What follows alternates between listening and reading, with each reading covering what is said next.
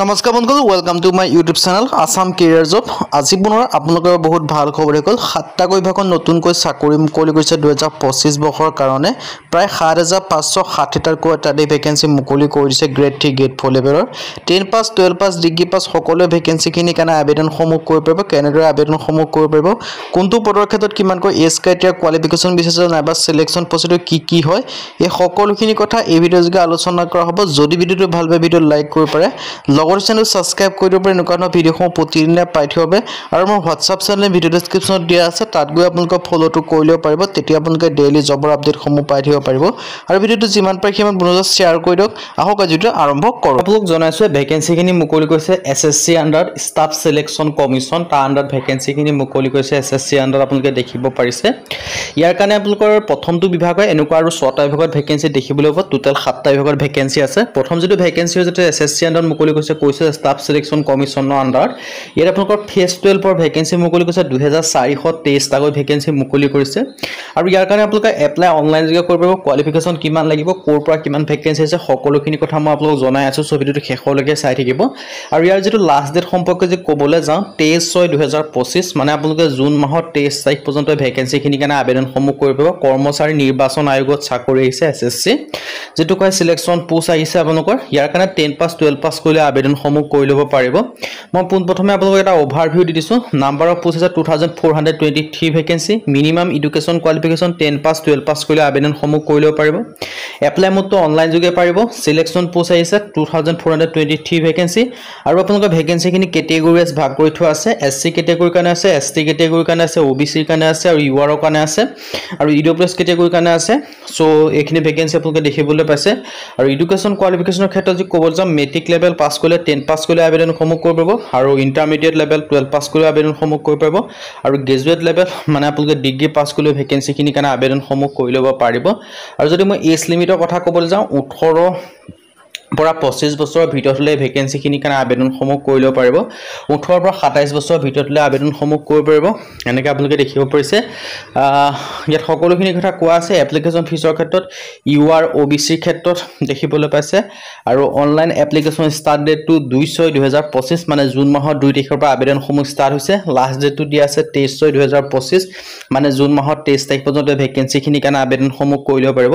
এখন official advertisement হয়, আপোনালোকে ভালদৰে চাই ল'ব পাৰে। চাই মেলি আপোনালোকে আবেদনসমূহ কৰি ল'ব পাৰিব যদি ইণ্টাৰেষ্টেড হয়। 2 নম্বৰ যিটো ভেকেন্সি মুকলি কৰিছে এইটো মুকলি কৰিছে আপোনালোকৰ অইল ইণ্ডিয়া লিমিটেড দুলীয়াজানৰ ফালৰ পৰা। অইল ইণ্ডিয়া লিমিটেড দুলীয়াজানৰ ফালৰ পৰা কিছুমান ভেকেন্সি মুকলি কৰি দিছে। তাৰপিছত আৰু এনেকুৱা 5টা বিভাগ দেখিবলৈ হ'ব। চ' ভিডিঅ'টো শেষলৈকে চাই থাকিব পাৰে। অইল ইণ্ডিয়াৰ যিটো লিমিটেড আছে দুলীয়াজান, তাৰ যিখিনি ভেকেন্সি আহিছে ভেকেন্সিখিনিৰ কথা কৈ দিছোঁ। ইয়াত মেইনলি যিটো ভেকেন্সি আহিছে আপোনালোকে দেখিব পাৰিছে অইল ইণ্ডিয়া দুলীয়াজানৰ ফালৰ পৰা।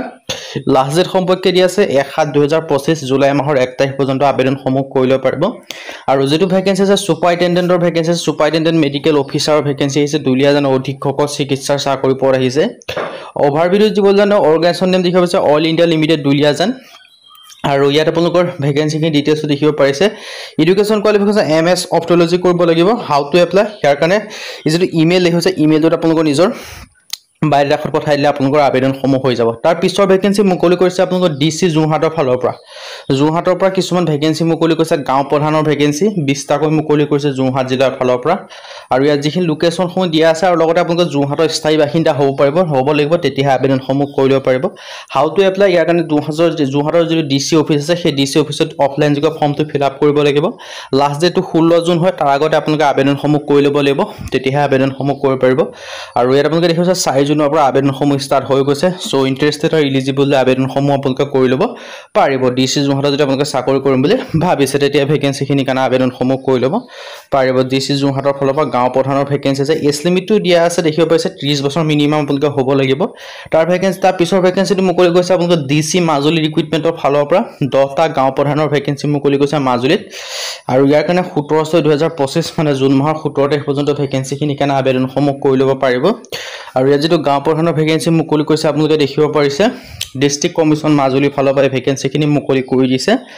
আৰু ইয়াৰ ক্ষেত্ৰত আপোনালোকে দেখিব পাৰিছে সকলোখিনি কথা এপ্লাইটো আপোনালোকে কৰিব লাগিব অফলাইন যোগে আৰু দিছো মাজুলী ডিসি অফিচত তাত যাব লাগিব তাত গৈ আপোনালোকে সকলোখিনি ডিটেইলছ দি অফলাইন যোগে আবেদনসমূহ কৰিব লাগিব দৰমহাসমূহ 9000 পাৰ মান্থ আপোনালোকে লাভ কৰিব পাৰিব এলিজিবিলিটি ক্ৰাইটেৰিয়াসমূহ 30 ৰ পৰা 65 বছৰৰ ভিতৰত হলে আবেদনসমূহ কৰিব পাৰিব নেশ্যনেলিটি আপোনালোকে ইণ্ডিয়ান হ'ব লাগিব লগতে স্থায়ী বাসিন্দা হ'ব লাগিব যোনটো গাঁও প্ৰধানৰ কাৰণে আবেদন কৰিব বিচাৰে আৰু প্ৰপাৰ্টি ক্ষেত্ৰত কিছুমান ৰুল ৰেগুলেশ্যন লিখা আছে চিলড্ৰেনৰ ক্ষেত্ৰত আছে সো ইন্টাৰেষ্টেড আৰু এলিজিবল আবেদনসমূহ কৰি ল'ব পাৰিবে ডিটেইলছখিনি দিয়া আছে কি ডকুমেন্টছ লাগিব আবেদনসমূহ 3 জানুৱাৰী তাৰিখৰ পৰা আবেদনসমূহ ষ্টাৰ্ট হৈছে 17 জানুৱাৰী ইয়াৰ কাৰণে লাষ্ট ডেট হয় তাৰ আগতে আপোনালোকে আবেদনসমূহ কৰি ল'ব লাগিব আজি ভিডিঅ' মানে যদি ভিডিঅ' ভাল লাইক কৰিব লগৰ চেনেলটো সাবস্ক্ৰাইব কৰিব